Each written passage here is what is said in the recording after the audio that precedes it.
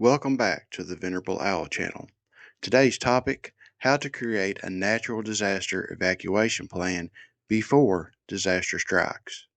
Whether it's wildfire, hurricane, earthquake, or flood, you need a plan. And more importantly, you need the right gear, the right timing, and the right mindset. So stay tuned.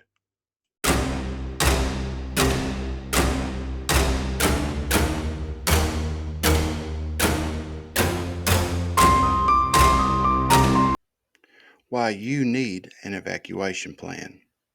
Natural disasters don't wait for convenience. They strike fast, sometimes with warning, sometimes without warning. Having an evacuation plan isn't just smart, it can be life-saving. Let's be clear. The goal of natural disaster evacuation plan is to get you and your family out safely and quickly with what you need to survive for at least 72 hours. Without a plan, you risk getting trapped in traffic, forgetting critical supplies, or even putting your family in more danger by panicking under pressure. Let's start with creating a generalized natural disaster evacuation plan. Here's how to build a general plan that adapts to natural disasters. Know your risks. Are you in a wildfire zone, a floodplain, earthquake country? Check FEMA maps and your local emergency management agency for local hazard info. Identify multiple evacuation routes. Keep in mind, GPS might fail. Roads may be blocked. Know at least 2 or 3 ways out of your area. Designate rally points. Pick points where your family can reunite if you're separated, one nearby and one out of town. Create a communication plan. Cell networks can go down, so you should explore the use of GMRS radios, ham radios, and even CB radios. Set up a check-in schedule. And here's a good one. You got to practice it. Run drills. Involve your kids. Make it muscle memory. Go bag versus the stay bag. You got to know the difference.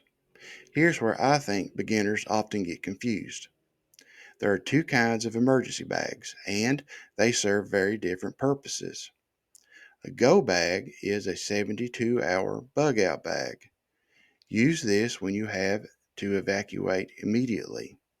The contents: water, food, flashlight, first aid kit, personal documents, hygiene supplies, a multi-tool, clothing, some cash in small denominations, charger for your electronic devices, and a radio.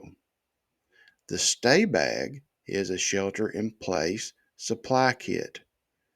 Use this when it's safer to stay at home or advised to stay at home by local authorities. The contents are similar to the go bag, but with extra water, extra food, heat sources, sanitation items, and backup supply of power. Remember, a go bag gets you out.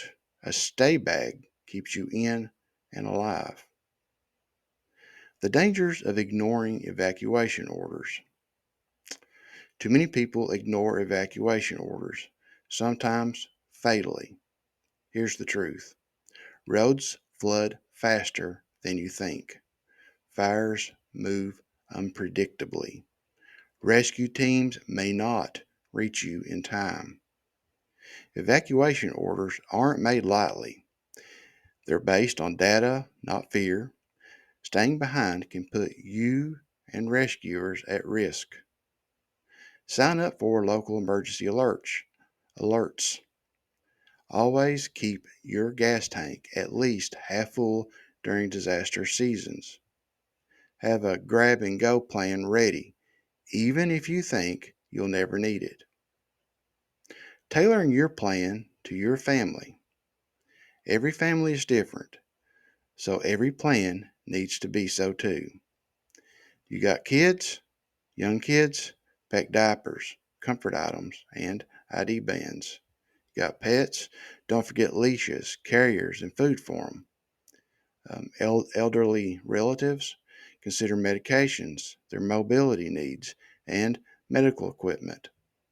Your evacuation plan should fit your unique risks, and those can be changed based on the season, your health, and the geography. So, if you found this video to be helpful, share it with someone that you think will benefit from it. Also, share your experiences with creating your emergency action plan, emergency evacuation plan. Remember, be prepared, get proper training, and learn new skills. Visit us on the web at www.venerableowl.com. Thank you for watching.